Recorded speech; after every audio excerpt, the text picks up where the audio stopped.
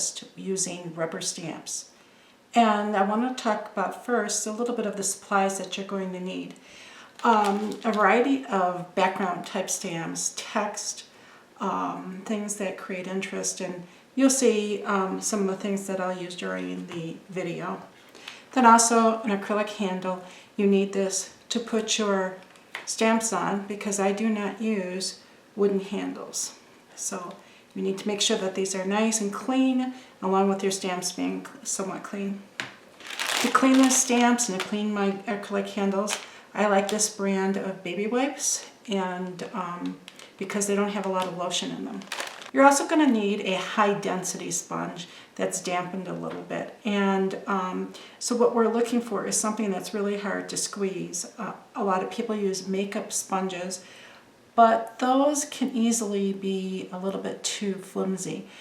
I'm also going to be using a roller graph, and this will be creating some really fun texture. And basically all this is a stamp on wheels.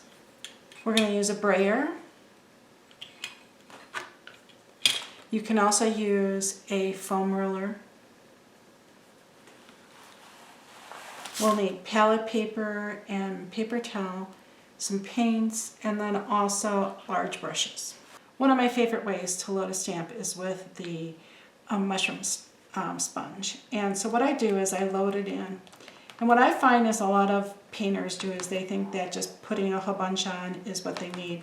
But what you need to do is put it into the sponge, work it down on the palette a little bit.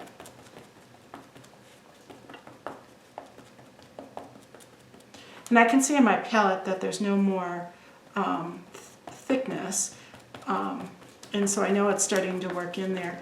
And then I look at it and I can see it's really concentrated on this side and not so much. So I'll go back over there and reload it.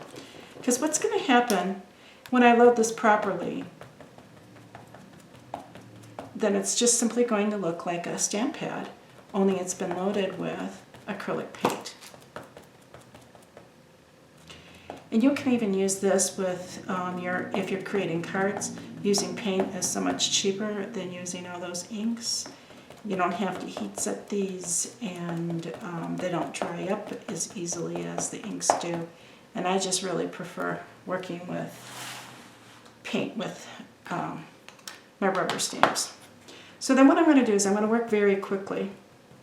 What's really nice is when the stamp is clean, you can see that you've gotten it completely covered. So then what we're going to do is we're going to come over to the surface, and I start in the upper right hand corner and press it. I don't rock it, I simply press on it. Then lift it straight up. And I'm going to continue this, and this is called overstamping, when you just completely cover the entire surface with one stamp. And I'm going to get this as close to the other stamp as possible. I know there's about 1/8 of an inch gap. That's pretty good.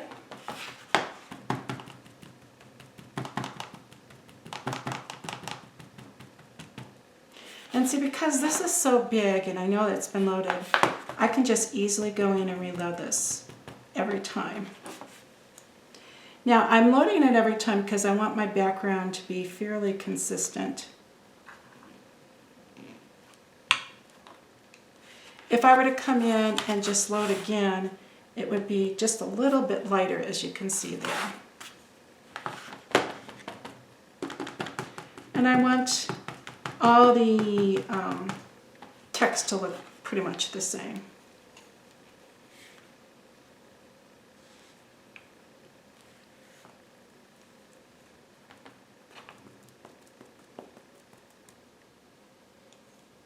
Now the reason I'm using this golden brown color is because I have an off-white background. And you want your text to stay in the background because I'm just trying to create interest. In all honesty, if I was going to be doing something, creating a design on top of this, I would have used a little bit lighter color. But because I want you to be able to see what's happening, I came in with this color. So I probably would have made it just a little bit lighter so that it laid down and stayed in the background. Because when I put something over this, I don't want people to say, oh, I really love the text. I just want them to say, oh, that's really a cool design and love the texture.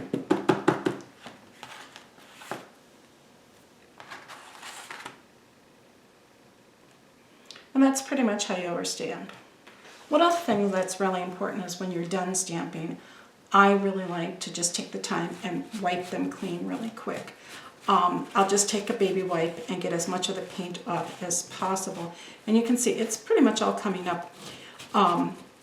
Then what I'll do is stick this into, because I can't go to the sink and clean it right now, I'll stick this in just some hot water, and then later on I can just take some rubbing alcohol and a toothbrush or some hot water, and whatever left on here will come right up. So the stamps themselves are very easy to clean.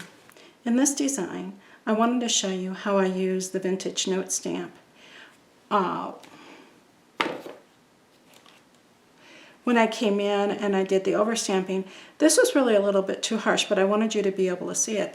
So now you can see this is more of how I would generally use it, where it's more tone on tone. It's just a little bit darker than what the background is, and it's just to create a little bit of interest back in the background. It just makes it more visually appealing than if it was just a plain background. The next stamp I want to talk about is the Dream Text stamp, and this again is another favorite of mine. I like to use this when I'm doing mixed media instead of using papers like pages, book pages and things like that, because especially if I'm going to come over and do multiple layers of stamping on top of it, I find that sometimes when I put the paper layers on, it actually creates physical texture, and that makes it difficult to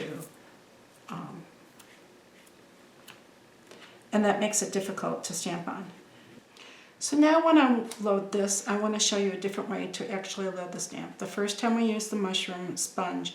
Now I'm going to be using a brayer. So you can see that I have some black paint on here. And what I'm doing is I'm pulling it out and I'm making sure I have just a thin coat on my palette. Because if it's really thick on my palette, then I know it's going to go on really thick here. And yes, I do use a lot of palette paper when I'm stamping.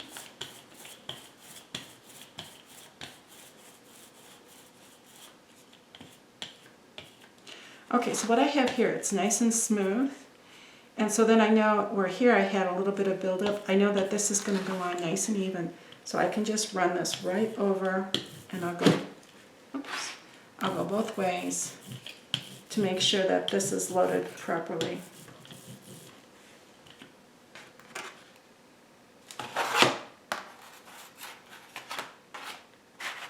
And just like with the note stamp, I will come in and stamp it.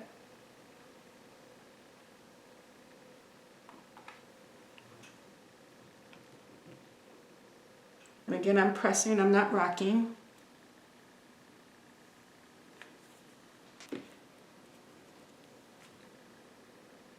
It really doesn't matter which way you place the stamp. And so this time I'm going to just place it this way.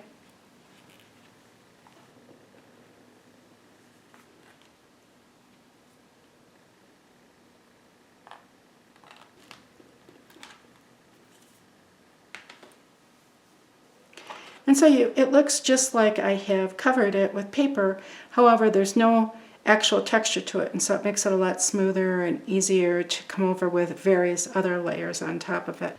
With this design, as most of my mixed media designs, I like to start with some form of text in the background, and generally I do like it to be a printed text. So I came in and I started and I stamped all over the entire surface, and you can see in the background that this is all glowing through. And that's what makes mixed media really fun, is you create all these interesting textures And I've often had people say, well, why do you start out with a stamp if you're going to just cover it up? Well, it's still there and it's still glowing through. You can even see it glowing through on the snowman's hat and through his body. It's just not really obvious. And that's what's really fun about the stamps, is you're creating more interest, you're creating a variety of layers, but you still want to have your main design as the focal point. Now the next stamp we're going to use is going to be the roller graph. And so what I want to do is I want a large area on my palette paper to have a thin amount of paint. And I'm going to come in with some black paint. This is just a little bit thick. So what I can do is I can roll off my brayer, and then I can come in and make it a little bit thinner. Because what I'm going to do is take my roller graph and I'm going to just roll it through until I see that the text is now loaded with the paint. So then what I can do is I can come over to my surface, and the trick is to know which is, because this is writing, is which way is the text and which way, and I guessed right. And so you just keep going over, and I like to reload periodically because again, each time you use it up. And you can see that here I use a little bit more pressure, here I use a little bit less. So it's creating all these interesting textures. And I use this on a variety of designs. It's one of my favorite stamps. And actually all three of these stamps are my favorite. The Vintage Note, the Dream Text, and the Roller Graph Text are all my favorites. So on this design, and let me zoom out just a little bit.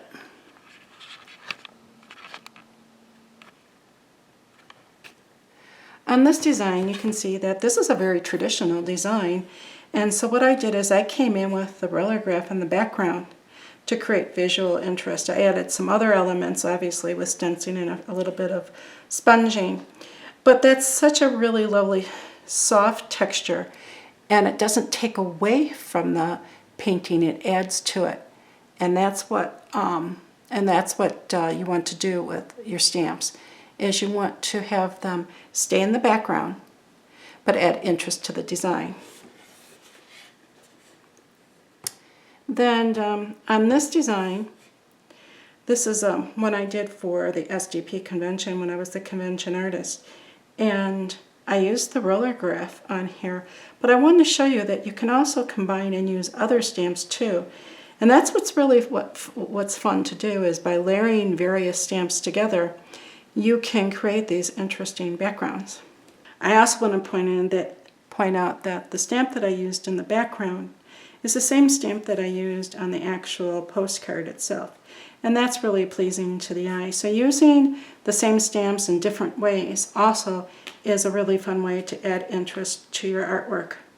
I hope that this video has really helped you see that rubber stamps can be a wonderful tool for the decorative painter, and that you can add some really amazing interest that would be very difficult to do by hand or with a single brush stroke. So I've showed you 3 different ways to load it. One is with the brayer, the other one is with the mushroom stamp, and then the other one is by just putting out some paint onto the palette with a very thin amount and then stamping into it, either with the roller graph or your actual stamp can go right into the paint too. What's really important to remember is, unless you're going to cover it up, like in the case of this design, I went black onto white, which was, you can't get much more contrast than that. But that's because I knew I was going to be going over it with various paints and just allowing the stamp image to glow through. On this design, it was very important that I kept it very subtle so that it remained in the background, because you didn't want to see the background before you saw the palette and the butterfly and the postcard. So thank you for joining me today. I really hope that you've enjoyed this series on acrylic painting. If you're new to my channel, please subscribe and give me a thumbs up so I know that you're enjoying the videos. Also, remember to click on the bell so that you will be notified when I upload new videos to my channel. I hope you have fun experimenting with stamps, and until next time, may painting always bring you joy.